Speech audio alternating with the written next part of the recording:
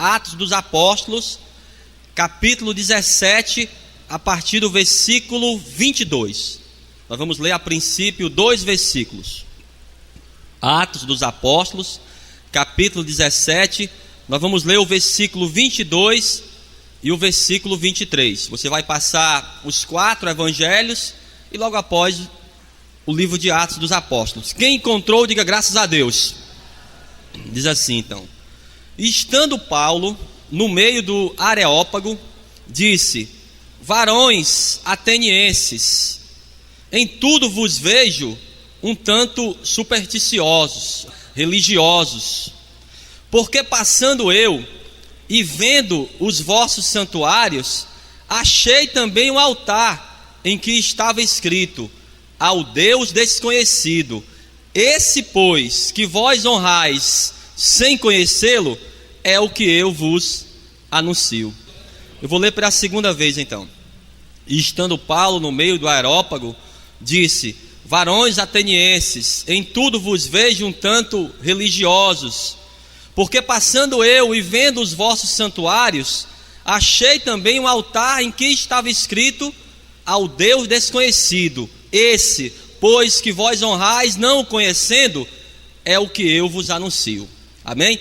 Feche os teus olhos, coloca as tuas mãos sobre o teu coração. Você vai falar para Deus agora o que você veio buscar na casa do Senhor. Fala para Deus como está o teu coração. Diga para Ele que você está aqui para glorificar o nome dEle. Se abra agora na presença de Deus. Não deixe que nada venha impedir esse momento agora na presença do Senhor. Senhor, meu Deus e meu Pai, a Tua palavra foi lida e vai ser pregada agora, meu Deus. Vai de encontro a cada vida que está aqui. Tira os impedimentos, as barreiras e fala poderosamente ao coração de cada pessoa. No nome de Jesus. E que assim seja. Graças a Deus. Vamos aplaudir bem forte. Aplauda bem forte, mas aplauda forte ao Senhor nessa tarde. Agora pode tomar o teu assento. Toma o teu assento. Toma o teu assento, já olhe de lado, olhe bem nos olhos dessa pessoa e fale assim para ela: não converse comigo, tá bom? Você também não converse com essa pessoa. Olhem todos para cá. A cidade de Atenas era a cidade mais importante da Grécia. Era uma cidade conhecida pela sua cultura. Havia ali, pelo menos, segundo os historiadores, se você andasse naquela cidade naquela época, pelo menos 30 mil imagens de escultura. Eram imagens de todos os tipos de deuses. E o apóstolo Paulo, ele estava ali para pregar sobre Jesus Cristo. Era proibido de se pregar de um Deus desconhecido tanto em Roma como em Atenas. Então, para ele não pregar uma nova filosofia ou uma nova religião, como era proibido, ele falou: olha, eu estou pregando esse Deus aí que vocês acham que é o Deus desconhecido. Eu vejo que vocês são pessoas supersticiosas, religiosas, e vocês estão honrando a um Deus que vocês nem conhecem. Mas é esse Deus que eu prego. Ele, falando até sobre o povo de Israel, ele orando a Deus, na carta dele aos Romanos, ele diz: olha, Deus, eles têm até um coração voltado para o Senhor. Eles querem sim buscar a Deus, só que eles buscam sem conhecer. Porque se você pergunta a qualquer pessoa religiosa se ela realmente está querendo ter uma relação com Deus, ela vai dizer o quê? Muitas pessoas que são religiosas, que são piedosas, essas pessoas elas querem servir a Deus. Só que era esse mesmo caso aqui. Eram pessoas que não tinham entendimento nenhum. Eu não quero que você desmarque não, tá bom? Nós vamos ler muito esses versículos aqui, mas você vai passar um livro até a carta do apóstolo Paulo aos Romanos. Eu quero mostrar para você quando ele faz essa oração a Deus, no capítulo 10, a partir do versículo 1. Eles não tinham entendimento, até queriam servir o Deus verdadeiro, mas não tinham entendimento. Ele diz assim, capítulo 10 da carta do apóstolo Paulo aos Romanos, versículo 1: irmãos, o bom desejo do meu coração e a oração a Deus por Israel é para a sua salvação, porque lhes dou testemunho de que tem zelo de Deus, mas não com entendimento.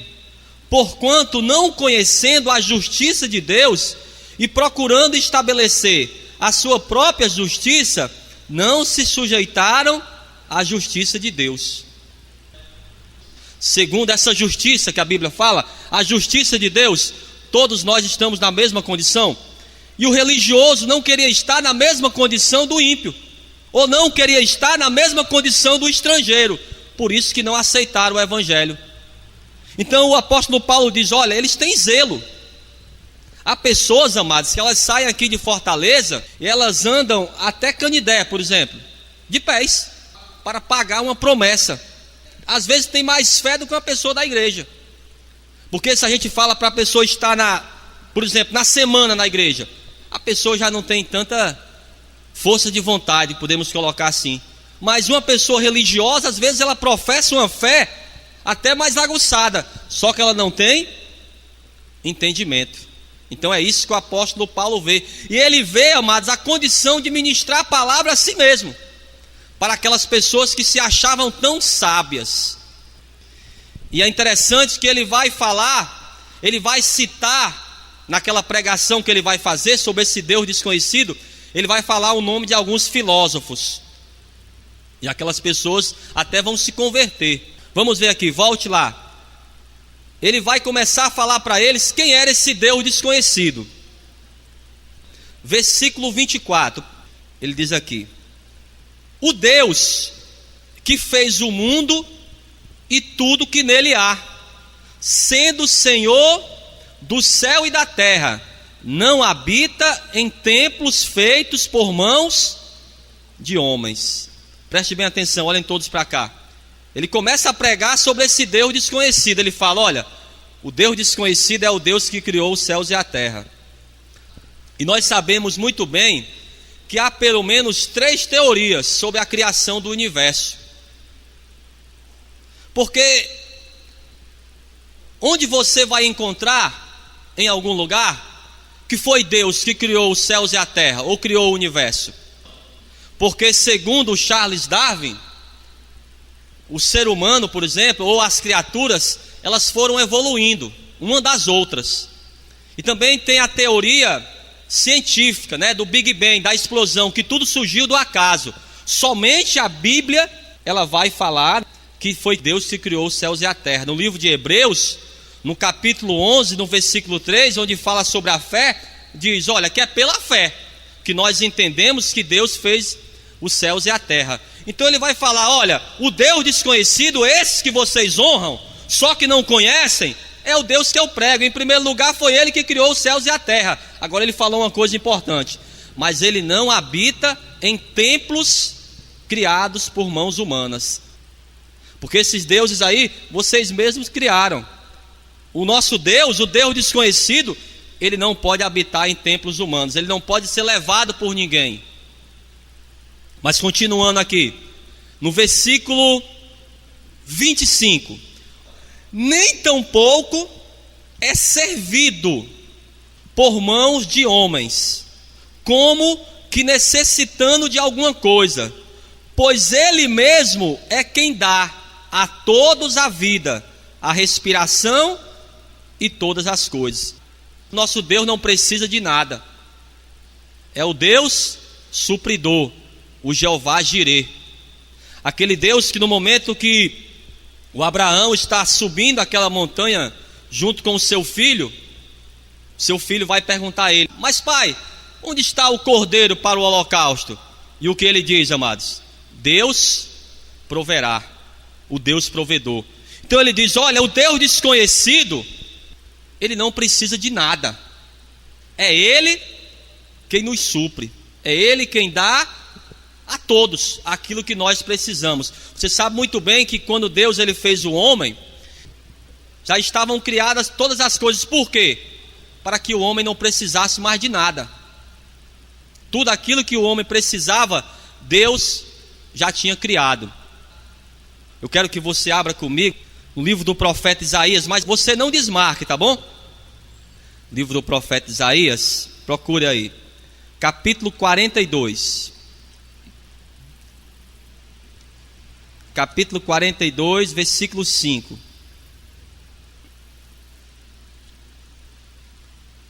Amém? Diz assim: assim diz Deus, o Senhor que criou os céus e os estendeu e formou a terra e a tudo quanto produz, que dá a respiração ao povo que nela está e o espírito aos que andam nela. Olhem todos para cá.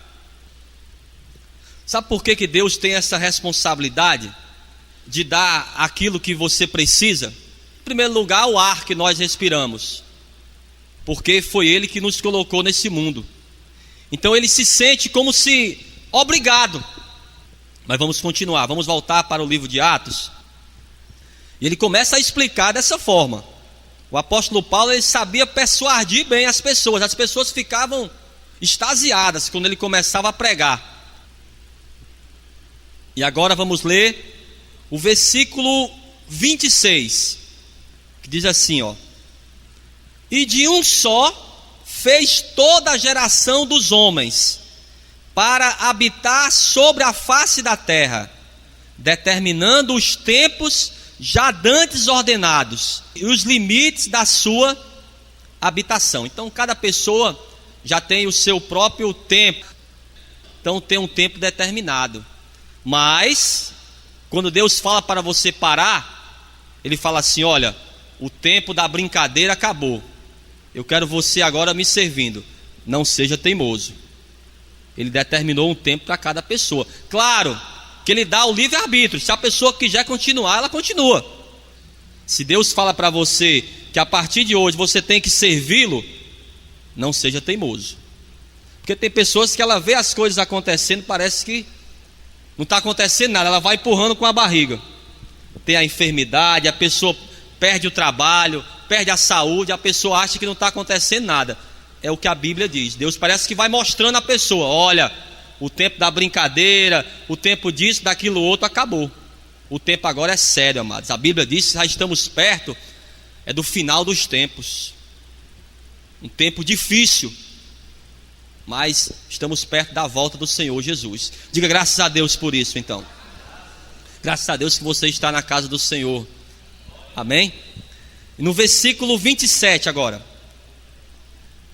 para que buscassem ao Senhor, se porventura tateando o pudessem achar, ainda que não está longe de cada um de nós. Então ele começa a falar: olha, esse Deus desconhecido, Ele até separou tempos, mas que agora Ele chama a todos para que se arrependam. E Ele não está longe de cada um de nós, não. Ele está bem pertinho, amados.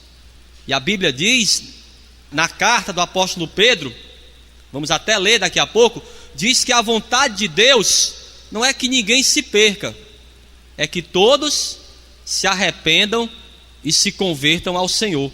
Eu quero ler com você isso aqui. Vamos ver, na segunda carta, amados, do apóstolo Pedro, no capítulo 3, no versículo 9. Já é perto do final da Bíblia já. Amém?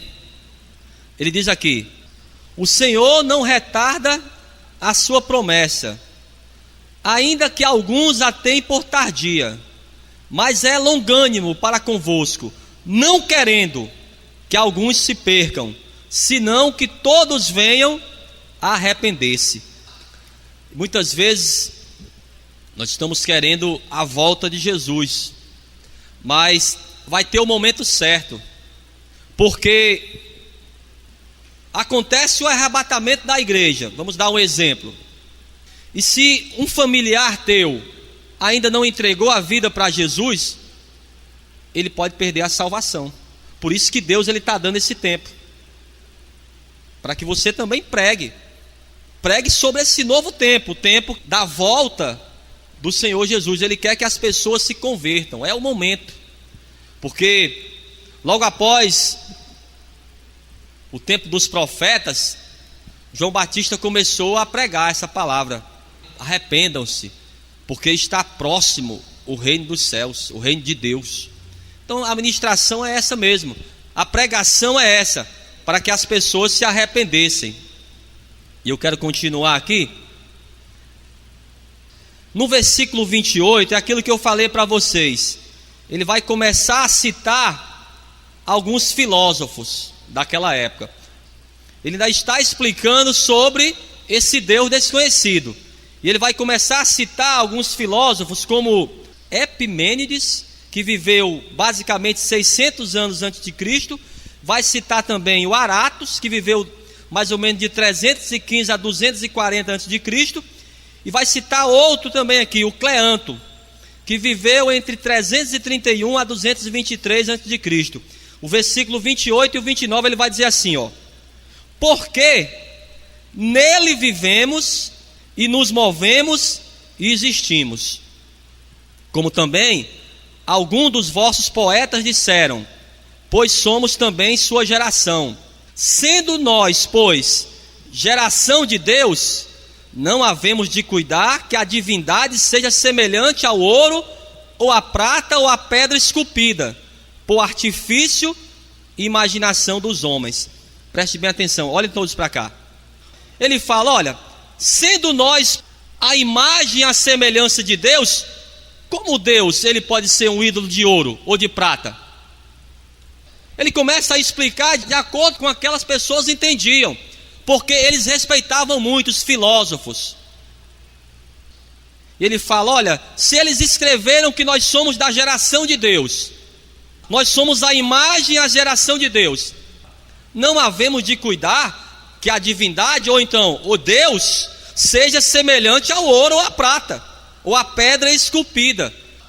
Nós sabemos sim, é o que a Bíblia diz, que nós somos a imagem e semelhança de Deus. E por que a pessoa adora um ídolo de barro ou de ouro? É isso que o apóstolo Paulo estava pregando.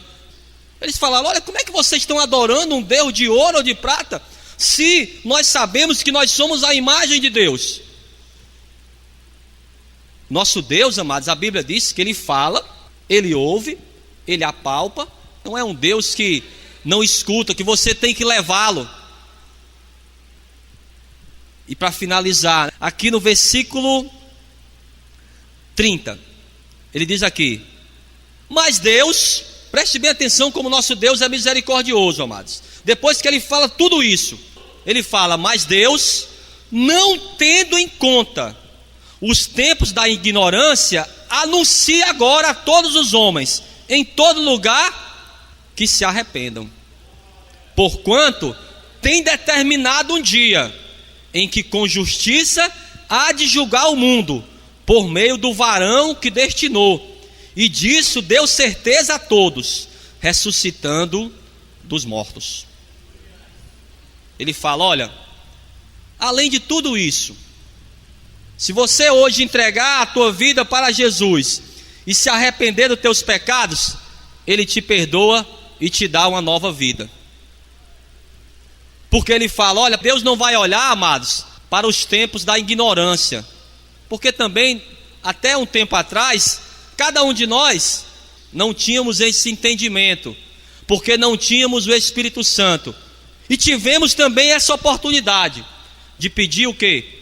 Que Deus perdoasse as nossas falhas, que pudéssemos estar na presença de Deus. Da mesma forma que acontece hoje, quando ouviram essa palavra, claro, alguns até aceitaram, mas a grande maioria não aceitou. É o que diz aqui o versículo 32. E como ouviram falar da ressurreição dos mortos, uns escarneciam e outros diziam, acerca disso te ouviremos outra vez.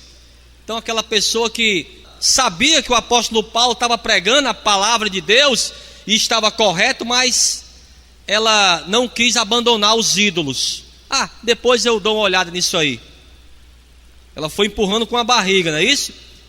E assim Paulo saiu do meio deles.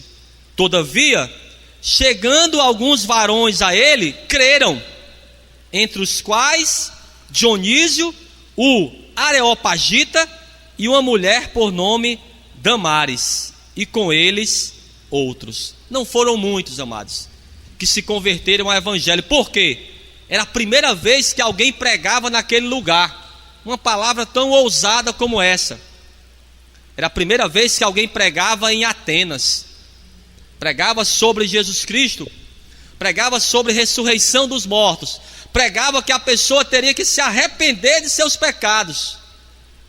Teria que deixar muitas coisas para trás para poder seguir a Jesus Cristo. E muitos não querem isso, amados.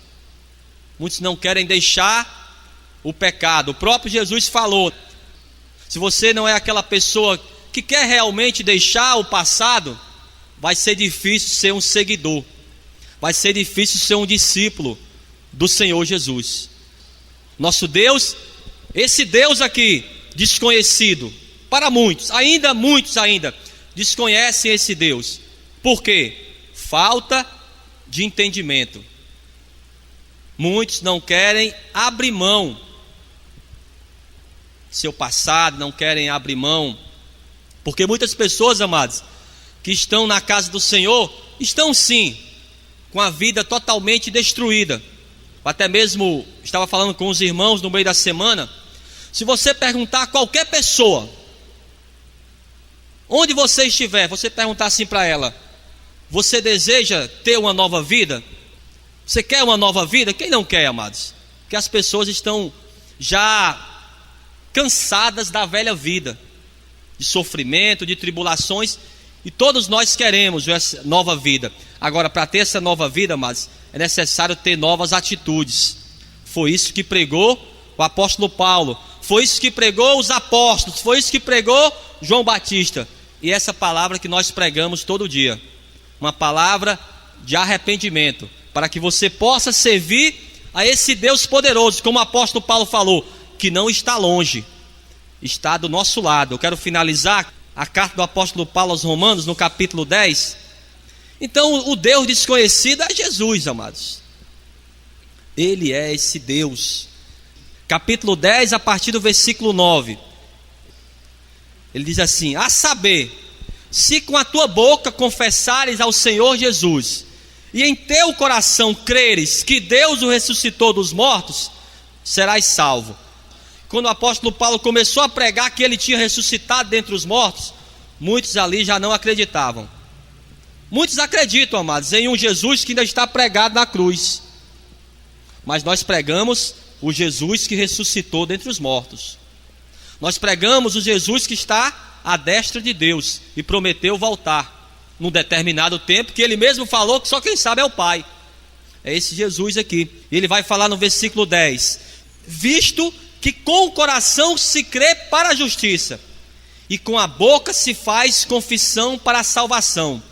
Porque a Escritura diz: todo aquele que nele crê não será confundido, porquanto não há diferença entre judeu e grego, porque o mesmo é o Senhor de todos, rico para com todos os que o invocam, porque todo aquele que invocar o nome do Senhor será salvo.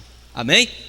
Eu não sei como você chegou na casa do Senhor, eu não sei qual é a tua maior dificuldade, não sei qual é o Deus que você serve, mas se hoje, se você se arrepender dos teus pecados e pedir pela misericórdia de Deus, invocar o nome do Senhor, a palavra diz que você vai ser salvo.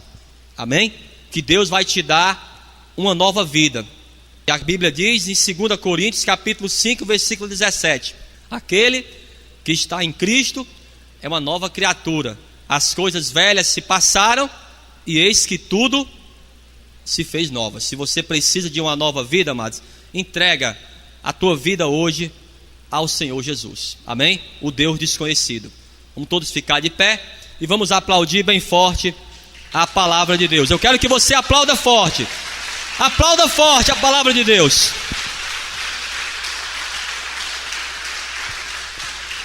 Graças a Deus, então. Feche teus olhos.